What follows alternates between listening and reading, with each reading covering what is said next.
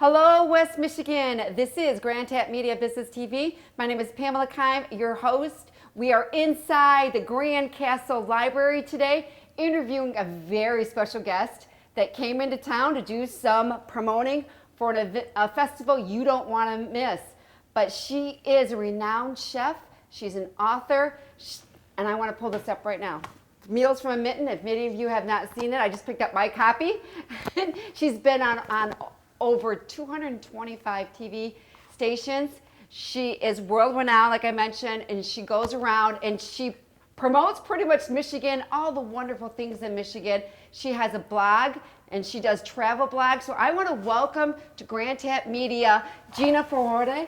I got there right? Yes. Great. And I'm excited to have her here. We met back in 2019 at the Grand Rapids International, and it's going to be Wine, Beer, and Food Festival. I met her wonderful husband, and we were supposed to have the interview, but of course everybody knows what happened after in 2020. So I am glad that you're able to come here, and we're able to promote because the festival is not going to be happening until a couple of weeks, correct? Yes, November 19th and 20th. All right, so we're going to talk about the success of her book, becoming a world-renowned chef, being on so many TV stations, and pretty much the go-to person to promote Michigan and all the wonderful seasons that we have and all the food.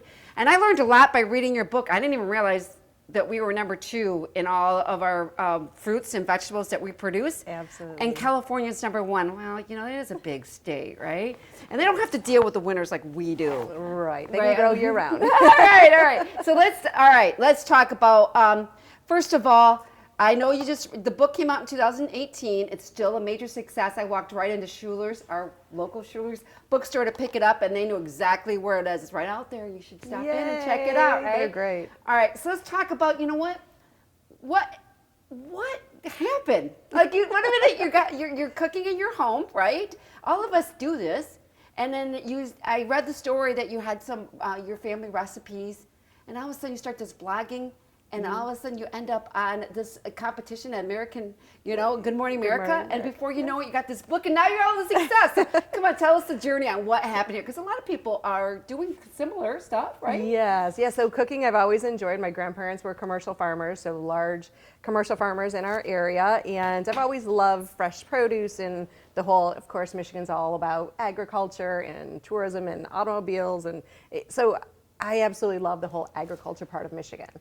I would travel to different places and people would say, I just don't understand what's Michigan about. I didn't know Michigan has I just think that it was just so just not well renowned that we produce, right? What we produce. Right. And I would always say to people, we're second in the nation in agricultural diversity. We have over 300 commodities that we grow here. We're only second in the nation in California. California's first. And it just kind of would blow people's mind. And I said, my first book, if I put out a cookbook, first one has to be all about Michigan. And that's what I did. Well, I see that. And of course, it helps that you lived in a beautiful area, right? Yes. And you had all of that, the beach. And I see this picture.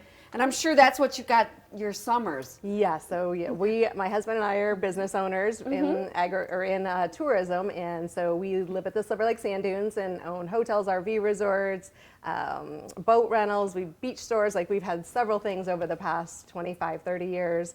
And so we kind of, even with the hotels in the morning, I would always make the breakfast bar, and I would have this blueberry breakfast buttermilk cake, and people would love it and say, can I get the recipe? And I'm like, one day I'm going to put out a cookbook. So this was kind of been going on through my whole hospitality career with all of our resorts. And I said, one day I'm going to, put out a cookbook. I'm going to spend more time on what I love to do. My passion is cooking. And then we became empty nesters. So when our youngest daughter graduated and went off to MSU, it was just time to spend more time cooking. They won, though. They won. Yes. Yes. So how many children do you have? 2 daughters. Two daughters. Two okay. grown daughters, a son-in-law and a granddaughter. Okay. And how exciting is yes, that? I know, right? so much fun. Were they able to? Okay, so let's talk about the joy of cooking and this beautiful book. Now, are these, like you mentioned, these are I read your book. It's like you had your family give some of their recipes, correct? Yes. So I have been the pickles one that you just had up, the dill pickles. Okay. My grandmother and I would sit in canned pickles ever since I was, just could get on a little stool and pickle and can things with her. So yes, I had a lot of stuff to bring in, and then a lot of stuff that I would kind of take, like the chicken pot pie was something that we grew up with, but now I like to incorporate it. So I have a spaghetti squash chicken pot pie. So you make the chicken pot pie in the spaghetti squash bowl. Okay. Yeah, so a little bit of healthier some stuff, and then some just modernizing old family recipes, things like that. What were some of the ingredients that they used, your older aunts? Because I think you lost some aunts since you wrote the book, or, I mean, were you able to get those, or did you have to improvise? Yeah, so I did a couple years ago. I asked lots of family members for their recipes, and so my mother-in-law and aunts and different people, and I just wanted to have their handwritten recipes. Yeah. So I took photocopies of everything and then put them in different files from everyone, just so I could preserve that history. Sometimes it's too late. By the time we think, oh, grandma is not doing well, or grandma's memory's not doing too well, that's not the time to go in. The time is now, wherever you are. The holidays are coming up. I always implore people, when you're coming to a family gathering for Thanksgiving, for Christmas, for New Year's, ask people, what are your favorite memories? What is something you've grown up with? Bring that and pass that down. You might have a 13-year-old niece or a grandchild, and maybe they don't think about it now, but they will appreciate that one day. Yeah, well, I just had that, we had a family gathering, and I was asking all my aunts that are kind of on their way, they're much older, ask them for the carrot cake recipe that we used to have. Because I think it's more of emotional. You remember that comfort that you received. Nobody knew where it was. They're like, I don't know. My Aunt Ethel just passed away years ago. They're like, we don't know. Did you have an answer like, well, I have recipes, but I add this. You know what I mean? Did you deal with that? Not everyone writes that down. But if you could get the gist of what made that such a powerful memory for you, right? Because I always say meals are memories. Recipes are simple ingredients. It's not until you make them into a meal that they actually be a memory. Exactly. So, yes. Exactly. Now you went through, the book has great illustrations, beautiful pictures. Colleen was Kroll, who's helping me today promote this interview with you.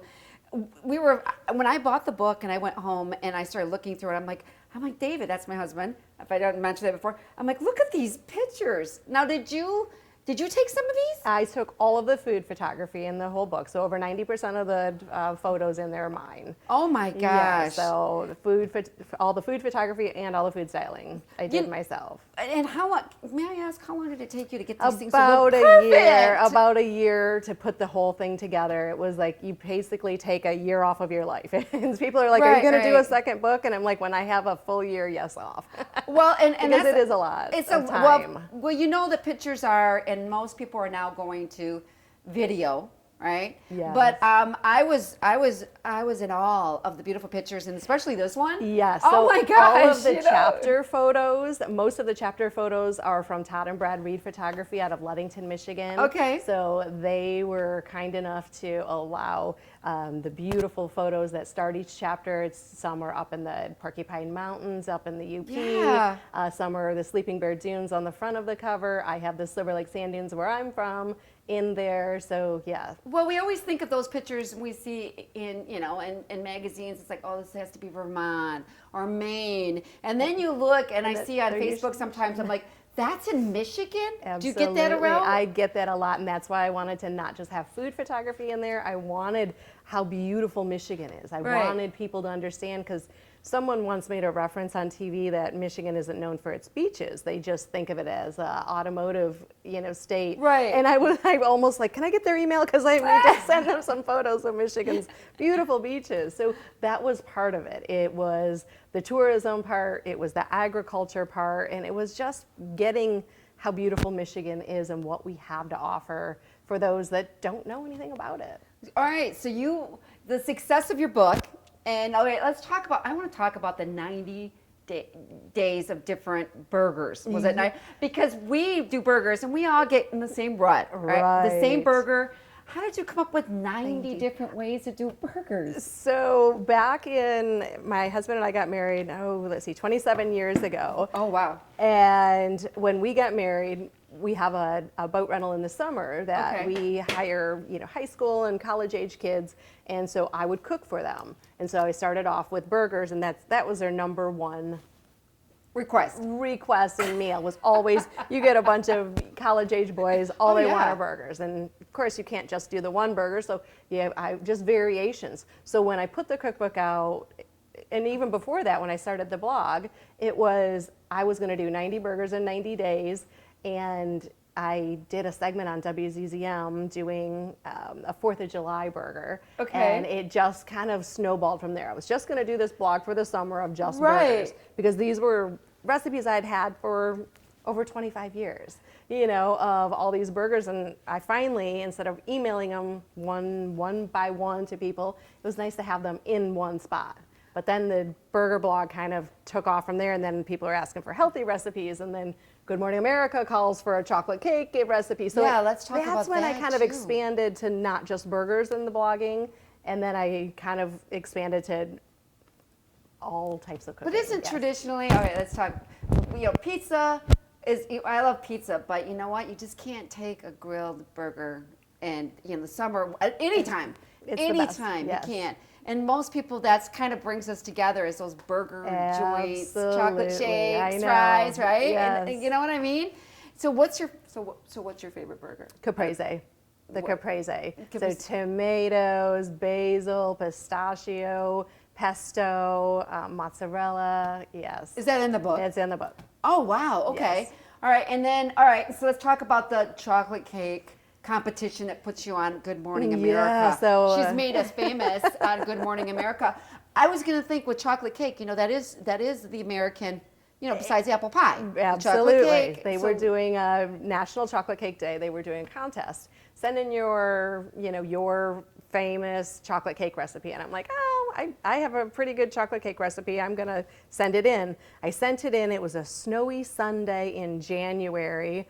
And Monday at noon, I get a call from the producer. Tuesday, I'm on the flight. Wednesday morning, I'm on Good Morning America. It went like that. I'm home by Wednesday night with a trophy in my hand saying, what just happened? Wow. That's how quick the turnaround. So I always say, if you get something from a TV station that says, send us your X, Y, or Z, do it, because you don't know what your next week's going to bring. Did you just want to pinch yourself? I did, but I had a pretzel crusted chocolate cake with a peanut butter frosting. Sweet, it's in here. Salty. I'm like, how could it not? But I was up against a vegan cake and a gluten-free cake, and you know how everyone's into health food, so I'm like, oh, I hope I win. But yeah, so I won. It was great. Well, I like to eat, I will tell you, I try to eat healthy with like 5 days out of the week, 5 or 6.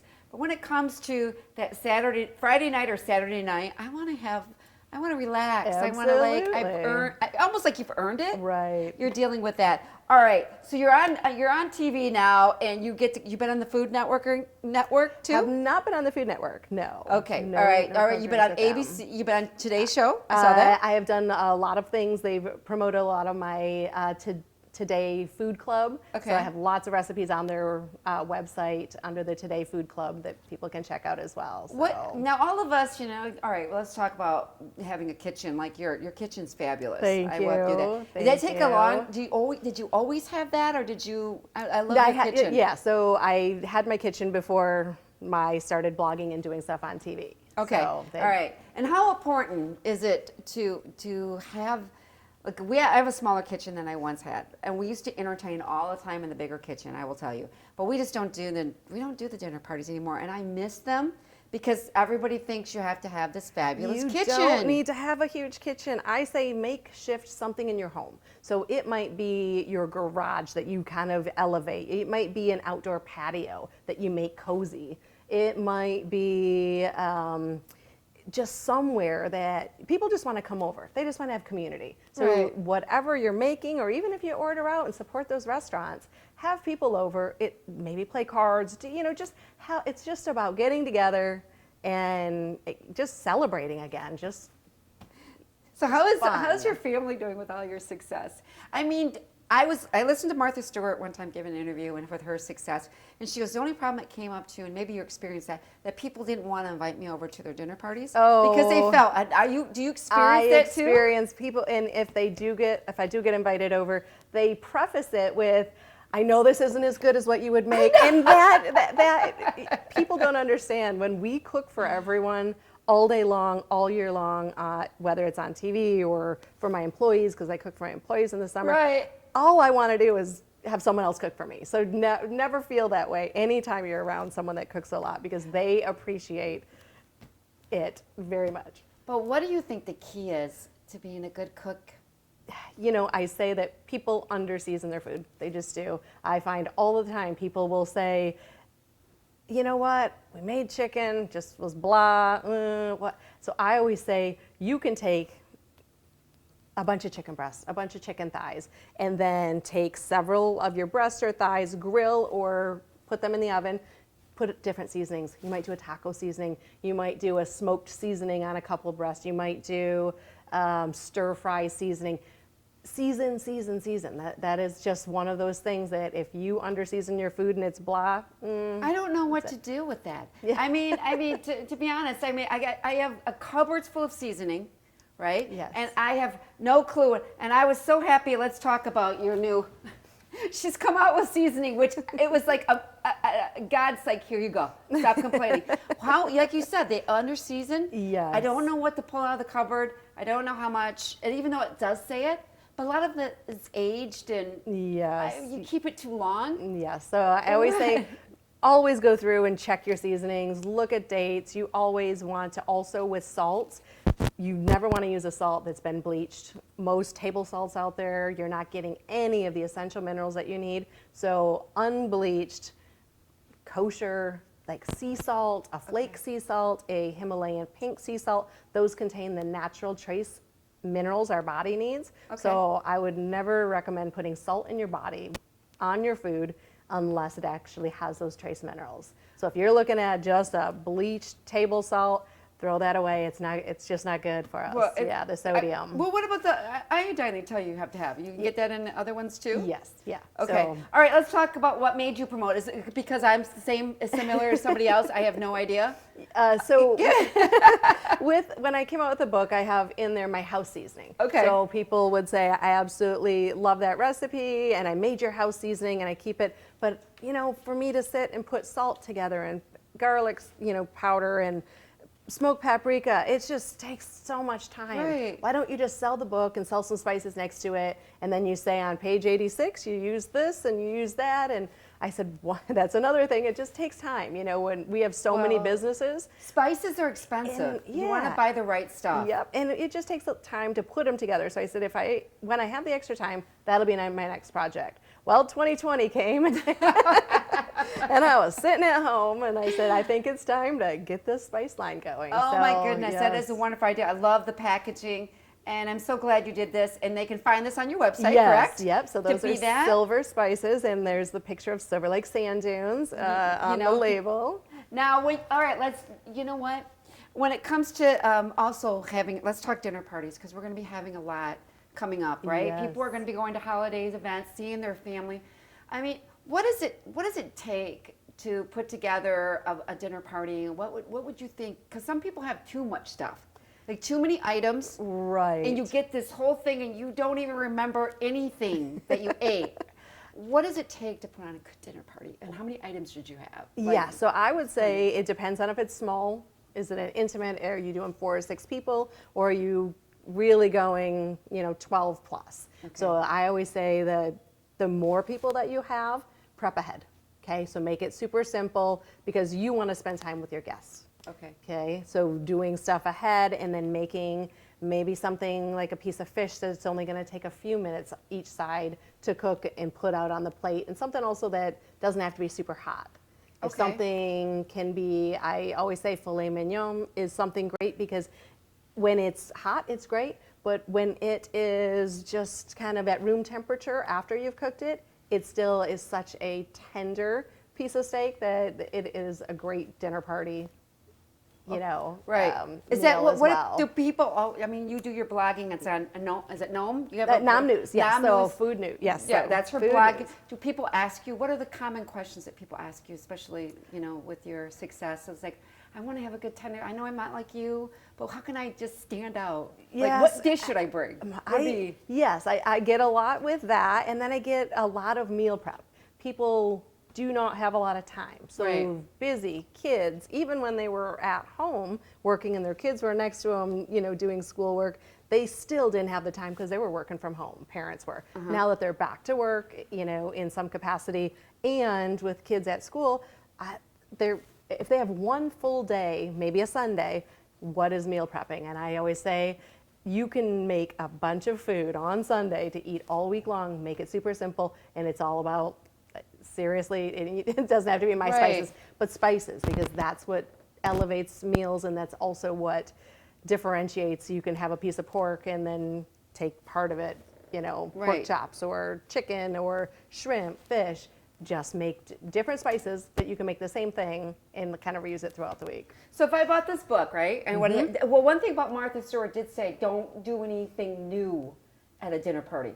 Oh, Be- new, tried and true. Tried and And true is the best way. Yes. Have you ever, when you're in the kitchen, we screw up all the time, but you know what? Have you ever screwed up? I did a cold potato salad once for a dinner party, and I hadn't tried it before, but I just knew all the flavors were going to come together and it was going to be great, and it was a disaster. And so I almost washed all the potatoes and all the stuff off of it and started over, but I didn't. But yeah, so If I was, all right, so we bought this book, Colleen, we've got what would be, I know they're all in here, there's like 88 some recipes, right? Yep. All right, what would be an ideal dinner party out of this? You can start with? I would do, for a dinner party, I would probably do my beef ragu with pappardelle.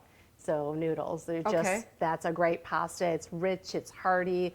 It's something that you can make in the winter, nice glass of red wine. It's in there. That beef ragu would be the best dinner party, and something that just sits and simmers for about 3 hours. So Okay. not a lot of work. Not a lot of work? Not a lot of Okay. work, yes. Okay, and Yeah, what about the that- dessert? Because that's the key. Yes. You want to leave people smiling. And people always come over and they're always asking for my chocolate cake, but my husband's just to the point where no more chocolate cake. We've had it so many times in our house. The older I get, the more I like pie.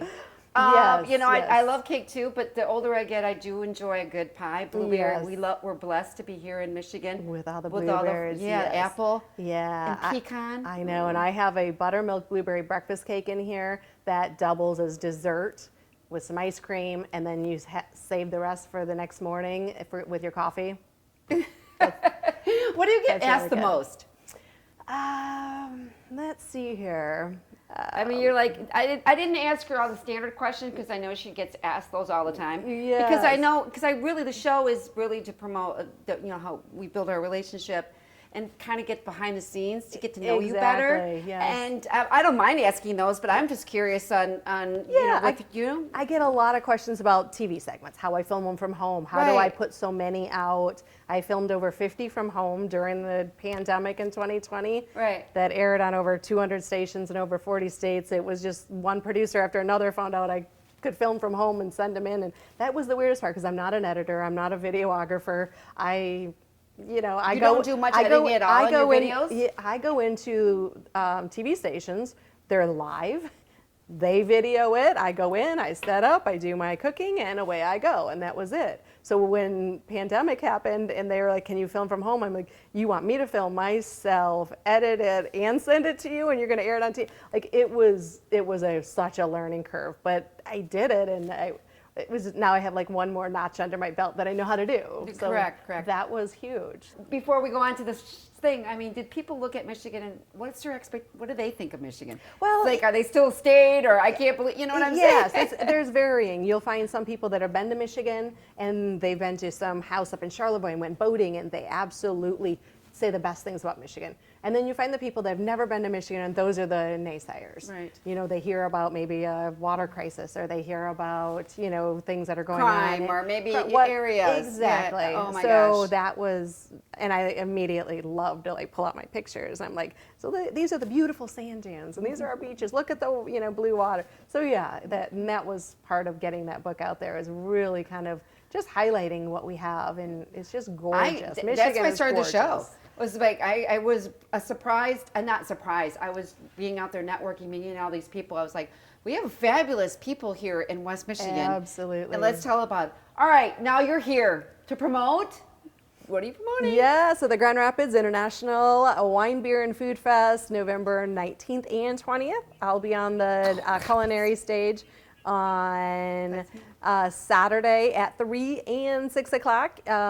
Basically, get your tickets now. They have small plate offerings. They have dinners, pairings there. It is the premier event all over the Midwest. It's the largest festival of its kind in the Midwest. I had no idea that was the case. It's just absolutely wonderful. There are a lot of things going on in town that weekend, so definitely don't worry about parking. They are having parking in a different area. If you can't find parking, you can park in a certain lot, and then they have a busing system to take you to the festival, so don't worry about parking. And there's just so many. They have live music. It's just fun. It's fun. We all need to get together again, and this is gonna be like the first big event of its kind, I think, around that we'll feel normal again. I know. All right, so let's talk about where they can get the book. All right. All right, so where they can get we did talk about your spices, but this is your new Absolutely. product out there, which I think is fabulous. Yes. So share. Lots of local bookstores, lots of local shops. Also, you can contact me if you want to carry it in your shop. Get a hold of me. Otherwise, you can always get it on, Amazon or Barnes & Nobles. But I always say shop your local bookstore if you can, independent local bookstores. They really need you. And nomnews.com for my blogging. I saw that. Silverspices.com. And lots of fun stuff. It is. Then come see us in the summer. We have resorts, and our RV resort is up in Ludington. Our boat rental is in Silver Lake, and you can go to silverlaketv.com and staymichigan.com or some of our and waveclubwatersports.com. So I could keep going, but of course. I'm going to end with the holidays are here. We're all going to be bringing a dish. Yes. I want to know what is the most fabulous? What should somebody bring that kind of like it's not that hard, but yet I always buy stuff in the store.